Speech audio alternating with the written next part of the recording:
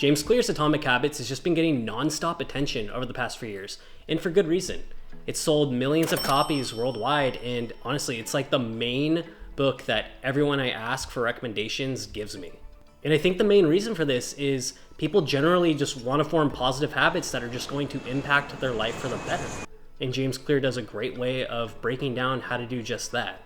And if you haven't read this book yet, I highly recommend you do, or you can listen to it on an audiobook, but I'll just summarize it in about 3 sentences. A regular routine or practice known as an atomic habit is part of a system of compound growth that is not only quick and simple to perform, but also a source of incredible strength.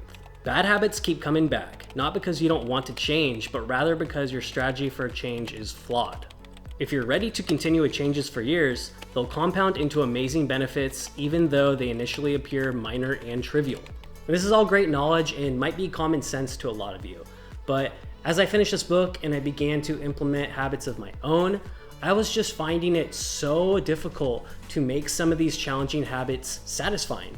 Now, it's one thing to tell someone to do something, but it's an entirely other thing to find a way to make what you're trying to do more enjoyable.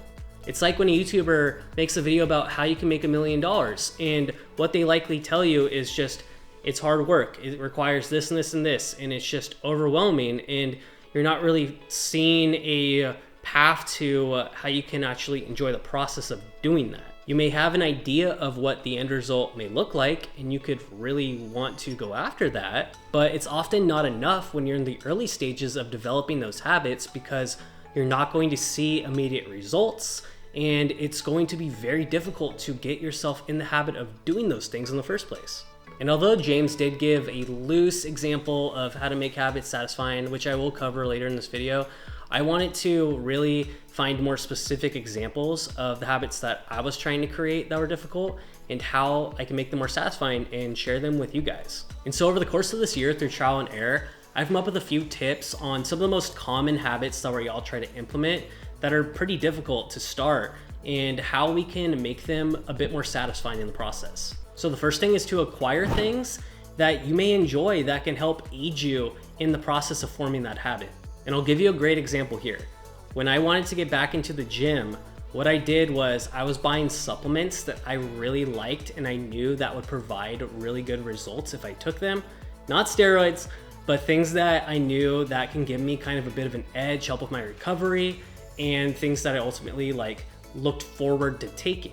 So there was some upfront investment, but it got me to wake up every morning to go to the gym because I looked forward to taking that. And it also allowed me to do things like get better sleep and eat better because I didn't want to hurt the effects of taking that thing.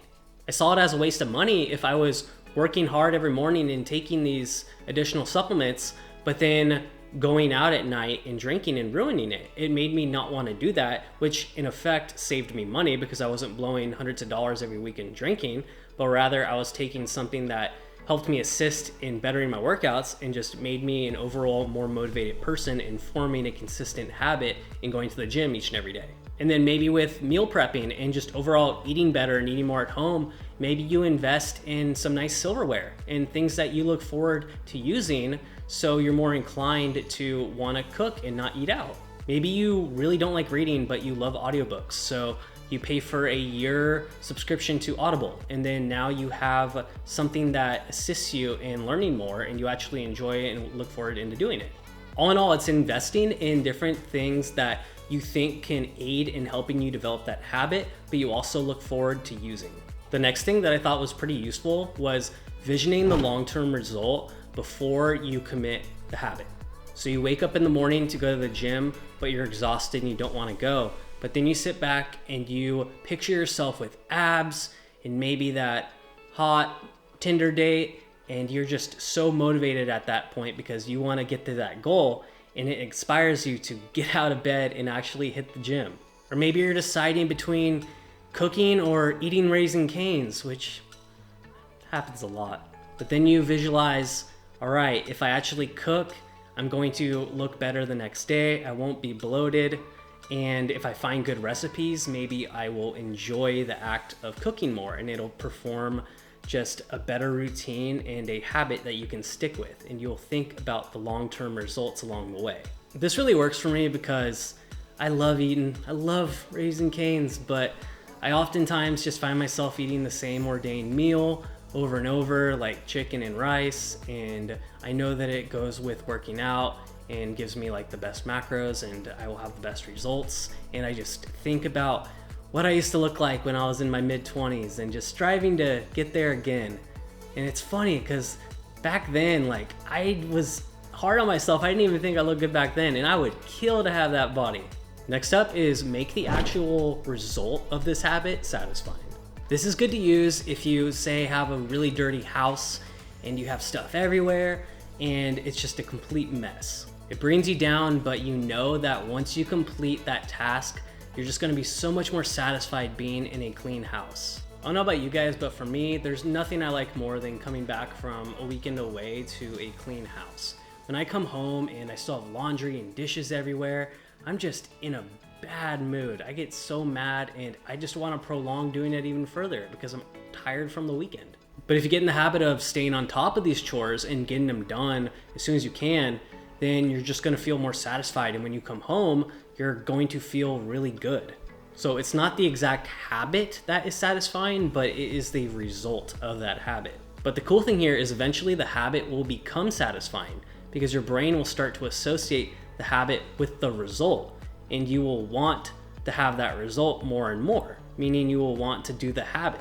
And then you'll get double the satisfaction because you will look forward to doing the habit and you will also get the result. And that's how you double dip. That's my mic drop. Next is reinforcement. So James did go into this one calling it the cardinal rule for behavioral change. And I do find that rewarding myself when doing these habits is beneficial and it works, but I have some qualms that I'll get to a little bit later. So a tough challenge for me is filming consistently. It's something that I'm not used to doing, and it's really working parts of my brain that I didn't even know were there. I thought they were up in Aspen or something. So I created a reward system for myself. For example, when I film 2 videos, I can go and get my favorite beer. I love sour beers. I don't know about you guys, but they're my favorite. And if I get to 10 videos after filming 2 consistently every week, then I will buy myself something that I want. Nothing crazy, but maybe I really need a pair of pants. But after making those 10 videos, I'll have 2 pants. This really works well for me because I feel motivated to get to that pot of gold at the end of the rainbow, but I also don't punish myself or discipline myself if I don't achieve that. I find that rewards are effective, but penalties not so much. And Clear advises never miss twice, and that's sound advice, but if I'm punishing myself for missing, then I'm just not likely to continue doing this habit. So although reinforcement of positive habits is a great thing, I just personally am not about punishing myself when I don't achieve those goals. There's so many things that could pop up. Life's unpredictable, and when you put that much strain on yourself to have to do things and then you punish yourself if you don't make that deadline, it just isn't constructive in my opinion. But if you are someone that's into self-punishment, then I don't have an affiliate link, but you can try an app called Forfeit. It's basically an app where you have to send in photos and time lapses of you achieving those goals and you staying on track, and if you don't, you lose money. So if you don't send them a photo of you shoving 4 bananas in your face every day, you lose $5. And if that helps you stay on track, then God bless. Now there's going to be some habits that no matter what you do, it's going to feel just extremely difficult, and that's okay. It's just all about trying to find a way that motivates you to try to build that habit more consistently over time. And I get it, we all have different brains, they all function differently. You'll find that some things work for you and other things don't, and that's all gravy, baby. I don't think there's a single recipe for achievement that you can self-package and distribute to everyone as their own. I don't think it works that way. But I think if we all have a general understanding of how the human brain works, that's a good first step in trying to discover who you are and what works for you, and then forming a plan to develop those positive habits that work in your favor. James does a great job in laying out how small changes over time can have a lasting effect and make a huge impact. And I'm not knocking it at all. I think it's a great book. But if we're not finding enjoyment to some extent in doing these mundane habits again and again and again, day in, day out, then we're just less likely to stick with them. So let me know in the comments if you formed any methods that help making certain habits more satisfying for you? I'd love to hear about them. If you like this video, please hit that like button and also subscribe if you have not already. I make content like this every week. Thank you guys for your time and watching. I love you, and I'll catch you on the next one. Peace.